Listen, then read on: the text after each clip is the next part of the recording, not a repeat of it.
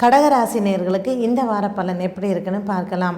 தொழில் தொடங்க எண்ணம் இருப்பவர்களுக்கும் தொழில் விரிவாக்கம் செய்பவர்களுக்கும் சற்று நீங்கள் அதற்கான முயற்சிகளை தள்ளி போடுவது நல்லது.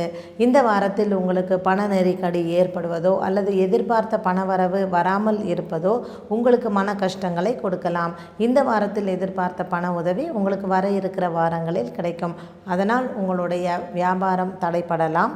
கூட்டு தொழில் செய்பவர்களுக்கும் கூட்டு தொழிலாளர்களுடன் சற்று மன வேற்றுமை ஏற்படலாம். இதற்கு பரிகாரமாக நீங்கள் திங்கட்கிழமை அன்று விநாயகருக்கு அருகம்புல் மாலை சாற்றி அர்ச்சனை செய்து வந்தால் இந்த குழப்பத்திலிருந்து நீங்கள் விடுபடலாம். பொதுவாகவே இந்த ஆயில்ய நட்சத்திரக்காரர்களுக்கு உங்களுடைய கூட பிறந்தவர்களுடன் மனக்கசப்புகள் ஏற்படுவதற்கு இந்த வாரத்தில் அறிகுறிகள் தெரிகின்றன. அதனால் இந்த வாரம் நீங்கள் உங்களுடைய கூட பிறந்தவர்களை சந்திப்பதோ அல்லது அவர்களுடன் ஏற்படக்கூடிய விவாதங்கள் தவிர்ப்பதோ நல்லது. மற்றும் ஆயில்யம் அல்லாது பூச நட்சத்திரக்காரர்களுக்கு இந்த வாரத்தில் கேது பகவானுக்கு நீங்கள் பரிகாரம் செய்து கொள்வது நல்லது.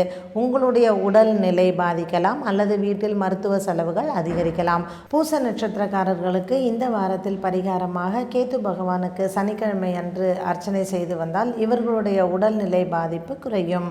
புனர்பூச நட்சத்திரக்காரர்களுக்கு குடும்பத்தில் அமைதி சேருவதற்கு புதன்கிழமை அன்று நீங்கள் பெருமாளுக்கு துளசி மாலை சாற்றி அர்ச்சனை செய்து வருவது சாலச் சிறந்தது.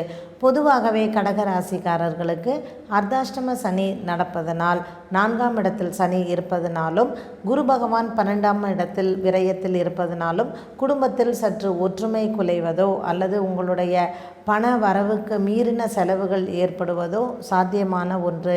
இதை கட்டுப்படுத்தவும் அல்லது இதிலிருந்து நீங்கள் மீண்டு வருவதற்கு சனிக்கிழமை அன்று ஆஞ்சநேயருக்கு வெற்றிலை மாலை சாற்றுவதோ அல்லது சனி பகவானுக்கு நீங்கள் எள் விளக்கு ஏற்றுவதோ சாலச் சிறந்ததாகும்.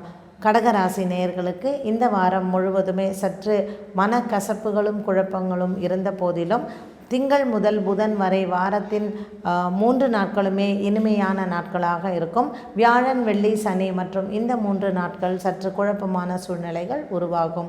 இதை மாறுவதற்கு குறிப்பாக சொன்ன பரிகாரங்களை செய்து வந்தால் இந்த வாரம் முழுவதுமே இனிமையான வாரமாக கடகராசி நேயர்களுக்கு அமைகிறது.